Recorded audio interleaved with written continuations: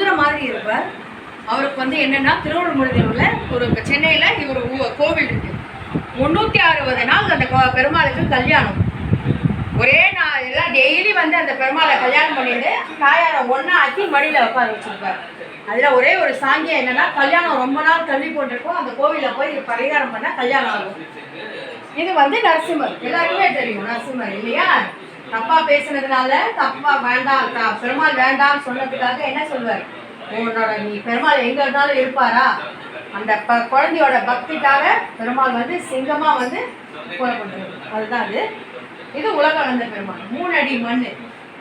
என்னதான் வந்து எல்லாமே நல்லவனா இருந்தாலும் ராட்சசன். நம்ம மகாபலி சக்கரவர்த்தி வந்து ராட்சசன். அவனுக்கு வந்து இந்திர பதவி வந்தா நம்ம வந்து சரியாகாது அப்படின்றதுக்காக 3 அடி மண்ணு கேட்பார்.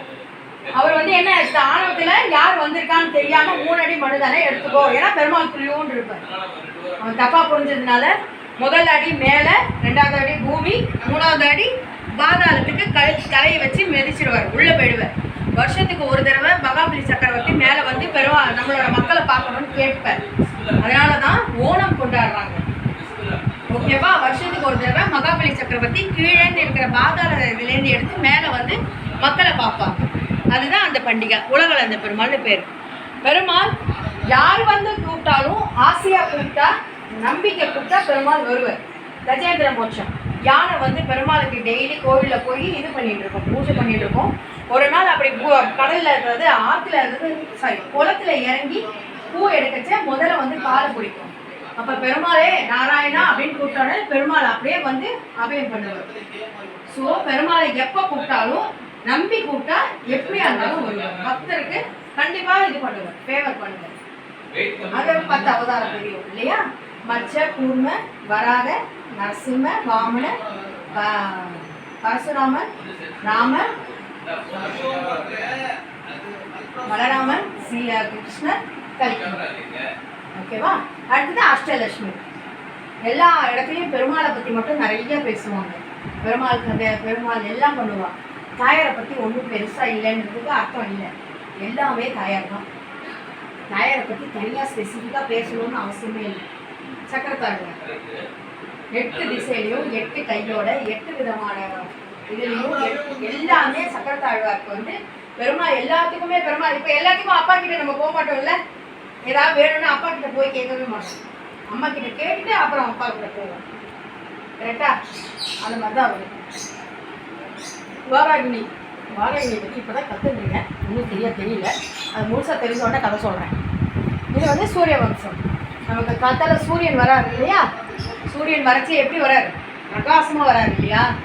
அவருக்கு வண்டி ஓட்டுறவங்களுக்கு கண்ணு தெரியாது, ஆனாலும் நமக்கு திசையை கரெக்டாக தான் காமிக்கிறாரு. சரியா? அந்த சூரிய வம்சத்தில் பிறந்தவர் தான் ராமர். பிறக்கும் போது இந்த தசரதரோட 3 வைஃப் யார் தெரியுமா? கைகேயி, சுமித்திரை, கௌசல்யா. கைகேயி, சுமித்திரை. சரியா? குழந்தை இல்லாதனால யாகம் பண்ணுவாங்க. இதுதான் ஃபர்ஸ்ட் போட்டாங்க. ஏன்னு பாருங்க, இதோ இருக்குதா தெரியுதா? யாகம் பண்ணும்போது அந்த யாகத்து குண்டத்துலேருந்து மேலே வந்து பாயசம் கொண்டு வந்து கொடுப்பாங்க. அதை வந்து 3 வைஃப் கிட்டையும் ஷேர் பண்ணும்போது ராம, லக்ஷ்மண, பரத, சத்ருகன் 4 குழந்தை பிறக்கும் தசரதருக்கு. சரியா? அப்படி பிறக்கச்சு அங்கே 12 வயசுல இவர் வந்து விஸ்வாமித்தர் வந்து குரு.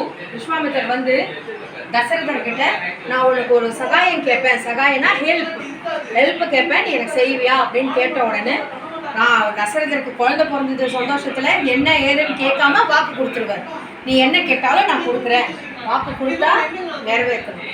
அதுவும் குரு கிட்ட சொன்னா அது கண்டிப்பா செஞ்சாகணும். ஸோ அப்படி என்னன்னு கேட்டவொன்னு தான் உனக்கு ராமர் வேணும், எனக்கு என்கிட்ட ராமரை கொடுத்து அனுப்பு அப்படின்னு சொல்லுவார். ஐயோ 12 வயசு குழந்தைய நான் எப்படி கொடுப்பேன் அப்படின்னு சொல்லுவார். இல்லை என்கிட்ட என்னை அனுப்பு அப்படின்னு சொன்னோடனே 12 வயசுக்கு கூட்டிட்டு போவோம். கூட்டிட்டு போகிற இடத்துல என்னன்னா யாகம் பண்ணிட்டு இருந்துச்சு. ராட்சசர்கள்லாம் வந்து தகராறு பண்ணுறாங்க, எனக்கு ஃபேவர் பண்ணு அப்படின்னு கேட்பார் பரசுராம். அதாவது விஸ்வாமித்திரர். அப்போ அவர் பண்ணுவார். தாடகின்னு ராட்சசில் வந்து மேலே நிற்கிறா இல்லையா, அவள் பேர் தாடகி. தாடகை வந்து இந்த நெருப்பு குண்டத்தில் போய் தண்ணியெல்லாம் கொட்டி ரொம்ப கலாட்டா பண்ணி பூஜையை பண்ண விடாம தகராறு பண்ணுவாள். ஸோ ராமர் வந்து இது பண்ண போதும் அம்பு விட போகச்சே அவ பொண்ணுன்னு சொன்ன உடனே ஐயோ இட்ஸ் நாட் ஃபேர் இல்லையா, பொண்ணை மதிக்கணும், பெண்களை மதிக்காம அவங்கள வந்து நான் எப்படி ரெஃப்யூஸ் பண்ண முடியும் அப்படின்னு கேட்கும்போது விஸ்வாமித்திரர் சொல்லுவார், பெண்களா இருந்தா மதிக்கணும், அவ ராட்சசி, என்ன இருந்தாலும் அவ ராட்சசி, கேர்ள் இல்லையா, ஸோ ரெஃப்யூஸ் பண்ணதுல தப்பு கிடையாது.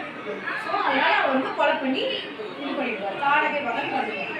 இந்த தாடகை வதம் பண்ணிட்டு வரச்சே ஒரு கல்லுல ராமரோட கால் போடும், கால் போட்ட உடனே அந்த கல் வந்து பெருசா பொண்ணு மாதிரி ஆயிடும். அகைன் பேர் மோட்சம் கிடைக்கும். கல்யாணத்துல பாத்தீங்கன்னா எல்லாரும் பாப்பீங்க, கல்யாணம் முடிஞ்ச உடனே மாப்பிள்ளை சொல்லுவான், அங்க நட்சத்திரம் தெரியாது, அகல்யா நட்சத்திரம் பாருங்க பாப்பாங்க தெரியுமா, நீங்க இனிமேல் கல்யாணத்துக்கு போனீங்கன்னா பாருங்க. இதை நான் சொன்னதை யோசிச்சு பாருங்க, கல்யாணத்துக்கு போகச்சு அவங்க எல்லாரும் கல்யாணம் ஆனோடனே அகல்ய பாரு அப்படின்னு காமிப்பாங்க. அவங்க அவ்வளோ நல்லவங்க, பார்த்தா நல்ல விஷயம் நடக்கும் சரியா. அதுதான் அது. அடுத்தது சீதா கல்யாணம். நீ வந்து எனக்கு ஹெல்ப் பண்ண இல்லையா, விஸ்வாமித்திரன் எனக்கு ஹெல்ப் பண்ண இல்லையா, ஸோ நான் உனக்கு ஒரு ஃபேவர் பண்றேன்பா அப்படின்னு சொல்லிட்டு சீதா ஃபேவரம் கூட்டிட்டு போவேன். சீதா ஜனகரோட பொண்ணு, ஜனகராஜோட போய் சுயவரத்துல கலந்து சீதா கல்யாணம். அடுத்தது நடுவில் நிறைய கதை வரும், இந்த பொம்மை வரல. ஸோ